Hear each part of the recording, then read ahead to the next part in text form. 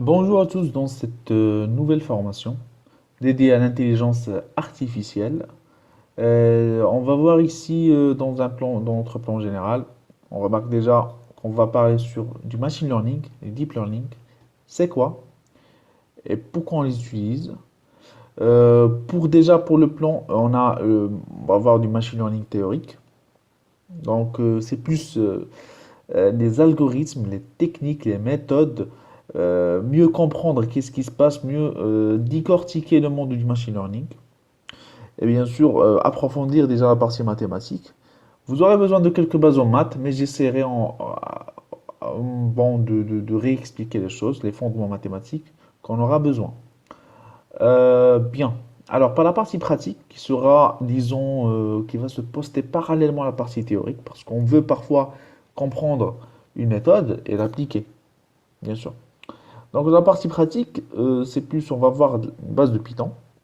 En même temps, mélanger et, disons, focaliser sur des librairies qui sont plus utilisées pour du machine learning. Par exemple, Pandas, Matplotlib, NumPy, on a des librairies qu'on doit, disons, les maîtriser plus que d'autres sur Python. C'est ça ce qu'on va se focaliser. La base et la maîtrise de quelques bonnes librairies. Après, on va voir bien sûr l'utilisation et l'implémentation des frameworks qui nous facilitent la tâche. Au lieu de coder tout, on code, disons, en quelques lignes, on peut faire beaucoup de choses. On peut entraîner, on peut faire beaucoup de choses. On peut être une, deux ou même quatre lignes. On peut faire le travail disons, 30 ou 20 lignes de plus, hein. Donc ici, on va voir Scikit-learn, TensorFlow, PyTorch, ça dépend de vous en fait. Ouais, parce que disons, déjà Scikit-learn et TensorFlow, ça fait carrément le taf. Soyons sincères.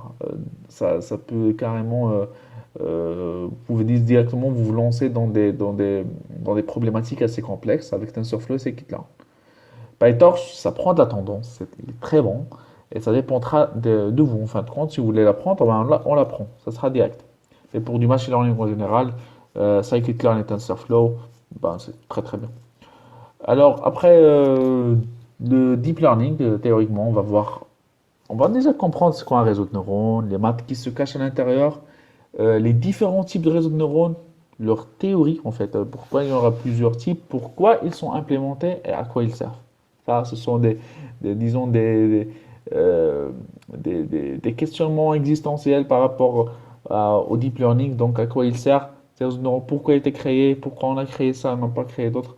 On va voir tout ça, on va essayer de décortiquer. Je ferai mon maximum vous donner les informations que je possède. Mieux expliquer les informations que je possède. Alors, enfin, il nous reste le deep learning partie pratique. On va pas tarder beaucoup pour la partie programmation, la partie mathématique du deep learning. On va plus savoir comment implémenter nos frameworks. Déjà, Keras, vous débutez en deep learning, déjà, pas seulement que débutez, vous êtes déjà un niveau intermédiaire ou plus. Déjà, pour un début, ah non, vous n'avez pas ni gauche à droite, vous allez vers Keras, direct. Il est vraiment très simple à manipuler, très très facile.